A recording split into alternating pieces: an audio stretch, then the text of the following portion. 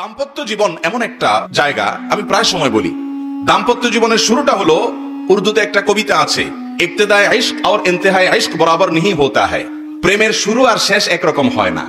প্রেমের শুরুতে শুধুমাত্র ফুল দেওয়া নেওয়া হয়, শেষে লাঠিও দেওয়া নেওয়া হয়, ঠিক না বেঠিক? শুরুতে মোহব্বত উতরায়, উম্মাদ হয়ে যায়, মা বাপ চিনে না, নামাজ চিনে না, মুরব্বী চিনে না, সমাজ চিনে না, বন্ধু বান্ধব চিনে না, রাগ সব।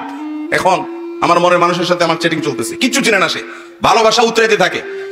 এরপরে শেষ পর্যায়ে যখন চলে যায়, তখন ওই ফোন নম্বর দেখলে মেজাজটা গরম হয়ে যায়, ঠিক না বেঠিক? ইবতেদায়ে ইশক আর ইন্তেহায়ে ইশক বরাবর नहीं होता है। এটা বাস্তবতা যে প্রেমের শুরু আর শেষ একরকম থাকে। যারা বিচক্ষণ তারা একটু হিসেব করে পা বাড়ায়। ঠিক একই ভাবে বৈবাহিক জীবনে তিনটা ধাপ আছে। কয়টা ধাপ আসে? তিনটা ধাপ আসে। বিবাহের পরপর ভালো হোক আর মন্দ হোক, প্রথম প্রথম নতুন জামাই বউ অনেক মহব্বত আদান প্রদান করে, অনেক ভালোবাসা, অনেক স্বপ্ন, অনেক প্রতিজ্ঞা, অনেক ওয়াদা, অনেক কমিটমেন্ট, অনেক প্রমিস, অনেক ভালোবাসার বিনিময় হয় বিয়ের পরপর। এরপর যখন 1-2 বছর চলে যায়, আল্লাহ তাআলা একটা বাচ্চা দেন, ওই বাচ্চা রাত্রে ডিস্টার্ব করে, মা উঠতে দেরি হয়েছে, বাপে ধমক দেয়, এরপরে আস্তে আস্তে দূরত্ব তৈরি হয়, ওই বাচ্চা আরেকটা বড় হয়, আরেকটু বড় হয়, আরেকটা হয়, এরপরে নানা রকম ঈর্ষণীয় মনোমালিন্য হয়, মায়ের কথা শুনে ছেলে খেপে, অথবা বউ তার শাশুড়ির কথা শুনে খেপে। আস্তে আস্তে আস্তে আস্তে আস্তে টুনটান হতে হতে যখন সংসারটা একটু ভারী হয়, ছেলে মেয়ে হওয়া শুরু করে, 2-3 বছর হয়ে যায়, ও যে ঘোরটা কেটে যায়। সহজ কথা হলো, বিবাহের পরে প্রথম প্রথম যে ঘোরটা থাকে, ওই ঘোরটা কি কেটে যায়। অনেকটা ইয়ের মতো, সফট ড্রিঙ্কসের মতো। সফট ড্রিঙ্কসের বোতল যখন আপনি মুখটা খোলেন, যেই পরিমাণ ঝাঁজ এবং তেজ থাকে, কিছুক্ষণ পরে আস্তে করে সেটা লেভেলে চলে আসে কি আসে না? বিবাহের পর প্রথম যে মহব্বত থাকে, যে বোঝাপড়া থাকে, যে আকর্ষণ থাকে, এটা আস্তে আস্তে কমে। যখন কমে, এরপর আসল রূপটা দেখা যায়। ওই যে মহব্বত উতরাইছিল একটু আগে বা কিছুদিন আগে, সেই মহব্বতের আসল রূপটা ছেলেও দেখতে পায়, মেয়েও দেখতে পায়। শুরু হয় এবার তুমুল আকারে ঝগড়া, ফাসাদ, গন্ডগোল। এটা বাস্তবতা হয়। এরপর বৈবাহিক জীবন একেবারে শেষের দিকে যখন চলে যায়, তখন আবার ওই প্রথম সময়টা কিন্তু ফিরে আসে। অর্থাৎ বুড়া বুড়ি টোনাটুনির সাথে সম্পর্কটা খুব ভালো থাকে। আপনি আমাদের এই সমাজে জোয়ান জামাই বউ যেরকম মারামারি লেগে থাকে, গন্ডগোল লেগে থাকে, মুরব্বী চাচাদেরকে বুড়া বুড়ি এরকম গন্ডগোল লাগালাগি করে এবং চুলাচুলি করে, এরকম খুব বেশি দেখেন? একেবারেই নাই। ওই মাঝামাঝি পর্যায়ে যা হয় না হয়, শেষের দিকে আবার মহব্বত অনেক হয়। নদীর এ পারে কিছুটা শান্ত, ওই পারে কিছুটা শান্ত, মাঝখানে উত্তাল তরঙ্গ। ওই তরঙ্গ দেখে অনেকে ভুল করে এবং তরি ডুবিয়ে দেয়, আর ওই কুল পর্যন্ত যেতে পারে না। আর যে বিচক্ষণ, সে জানে যে এরকম চড়াই উতরাই হবে দাম্পত্য জীবনে, বোঝাপড়ার গরমিল হবে, গন্ডগোল ফাসাদ হবে, এগুলো সব ওভারকাম করতে হবে, একটা সময় আমার শান্তি আসবে। বিশেষ করে মা বোনদের একটা সমস্যা হলো যে পরের ঘর করতে গিয়ে নানা রকম ঝামেলা তৈরি হয়। তখন তারা কি করে, না এসব আর করবো না, আমি চলে যাই। এভাবে যে বেশিরভাগ মেয়ে পরবর্তীতে আফসোস করতে হয়। আর এই কারণে দাম্পত্য জীবনের সুখের দ্বিতীয় মন্ত্র হলো সবর এবং শুকর। এই দুইটা অভ্যাসকে নিজের জীবনে আনতে হবে। যাদের মধ্যে সবর নেই, যাদের মধ্যে কৃতজ্ঞতা নেই, এরা কখনো দাম্পত্য জীবনে সুখী হতে পারে। দাম্পত্য জীবনের সুখের অন্যতম মূল মন্ত্র হলো সবর করা। কারণ দুই ফ্যামিলির দুইজন মানুষ একত্রে সংসার করবে, এক ছাদের নিচে থাকবে, জীবন কাটাবে, সবকিছু ব্যাটে বলে কিয়ামত পর্যন্ত কোনোদিনই হবে। আপনি আমি কে? নবী করিম সাল্লাল্লাহু আলাইহি সাল্লামের সাথে, তার স্ত্রীদের সাথে, উম্মুল মুমিনিনদের সাথে ছোটখাটো বিষয় নিয়ে মান অভিমান হয়েছে না হয় নাই? বহুত হয়েছে।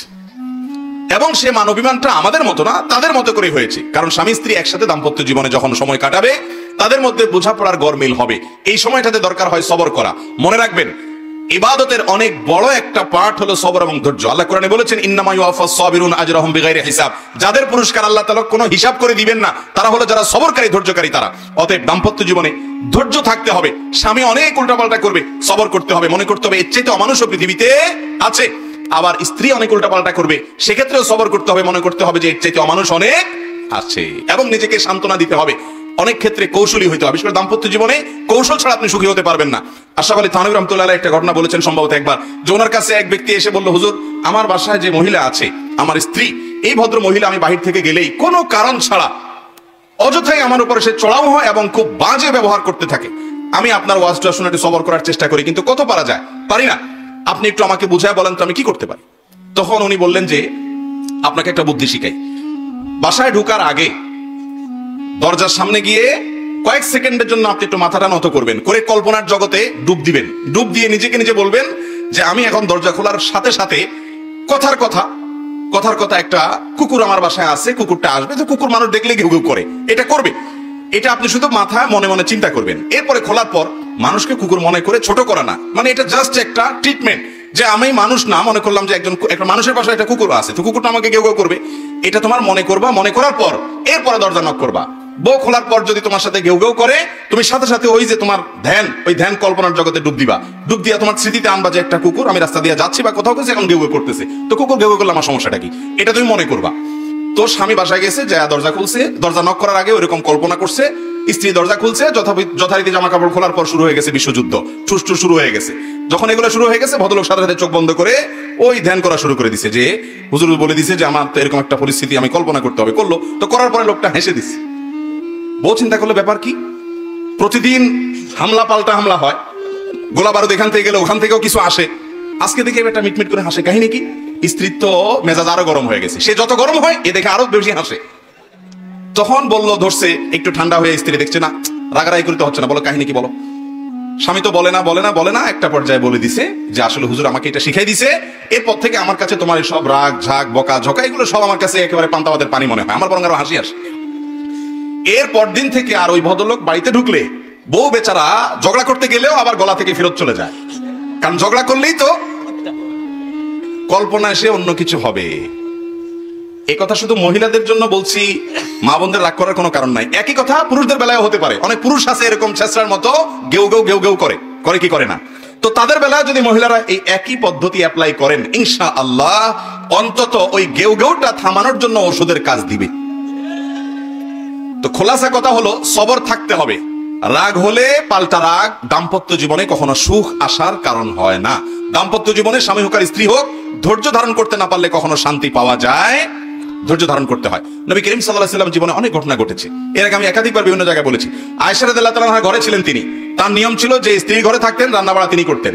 অন্য স্ত্রী এক বাটি খাবার দিয়ে একটা কাজের মেয়েকে পাঠাইছেন, খাদ্দামাকে কৃতদাসীকে পাঠিয়েছেন এক বাটি খাবার দিয়ে, তরকারি দিয়ে ধরেন। তো ভালো বুড়া রান্না করেছেন, রাসূলের জন্য পাঠাইছেন। আয়েশা রাদিয়াল্লাহু তাআলা আনহা দরজা খুলে দেখলেন যে কাজের মেয়ে তরকারি নিয়ে আসছে আরেক স্ত্রীর ঘর থেকে। এই টাইমে যে কোনো মানুষই, যে কোনো মহিলারই মাথা গরম হওয়ার কথা, আমার বাসায় আজকে উনি থাকবে, আমি যা খাওয়াবো, তুমি আবার ওখান থেকে এক বাটি দিয়ে ভালো হওয়ার চেষ্টা করতেছো। উনি বাটিটা ধরে ছুঁড়ে ফেলে দিলেন, বাটির সব তরকারি তো গেছে, বাটিও দুই টুকরা হয়ে গেছে। এই দৃশ্য নবী করিম সাল্লাল্লাহু আলাইহি ওয়াসাল্লাম দেখার পর উনি বাইরে হয়ে আসলেন, যা উঠান থেকে নিজের হাতে সে ভাঙা বাটিটা নিয়ে আসলেন। আনার পর একই শেপের একই ধরনের আরেকটা বাটি এই ঘরেও ছিল, আসলে তার ঘরে ওই খালি বাটিটা নিয়ে কাজের মেয়ের হাতে দিয়ে বললেন, এটা নিয়ে ওই বাসায় চলে যাও এবং খবরদার মুখে তালা, এখানে কি ঘটেছে এর কোনো কথা বলা যাবে না, শুধু বাটিটা সেখানে ফেরত দিবা। ওখানে বাটিটা ফেরত দিছে, যিনি পাঠিয়েছেন তিনি মনে করেছেন যে কি, যে তরকারি রেখে কত সুন্দর করে ধুয়ে সাফ করে আবার বাটিটি দিয়েছে, তিনি অনেক খুশি। এই হাদিস বর্ণনা করার পর কোন মুহাদ্দিস, কোন হাদিস বিশারদ, কোন হাদিসের শেষে এটুকু অতিরিক্ত বর্ণনা করতে পারেন নাই যে নবী করিম সাল্লাল্লাহু আলাইহি ওয়াসাল্লাম আয়েশা তাআলাকে ডেকে দুই চারটা ধমক দিয়েছেন। আপনি আমি যদি হইতাম এই জায়গায়, আর কিছু না হোক বোর্ড দিকে তাকায়া অন্তত বিরক্তির সুরে এটুকু তো বলতাম যে এটা কাজ করলা, তুমি বাটিটা ভেঙে ফেললা, তুমি তরকারি না নিতে বাটিটা ভেঙে ফেললা। নবী করিম সাল্লাল্লাহু আলাইহি ওয়াসাল্লাম একটি কথাও বলেছেন বলে কোনো বর্ণনা পাওয়া যায় না। দাম্পত্য জীবনে শান্তি আসার জন্য স্ত্রীর অনেক কিছুকে হজম করা শিখতে হয় স্বামীর, আবার একইভাবে স্বামীর অনেক কিছুকে হজম করা শিখতে হয় কার? স্ত্রীর। আজ আমাদের সমাজ ব্যবস্থায় ভোগ ভোগ ভোগ, ত্যাগের কোনো নাম নিশানা নেই, যার কারণে সবর কেউ কাউকে প্রতি করতে রাজি না। দাম্পত্য জীবনের শান্তির জন্য এই সবর এবং শুকর যা আল্লাহ তাআলা দিয়েছেন সেটার উপরে শুকরিয়া আদায় করার মানসিকতা থাকতে হবে, না হলে কোনোদিনই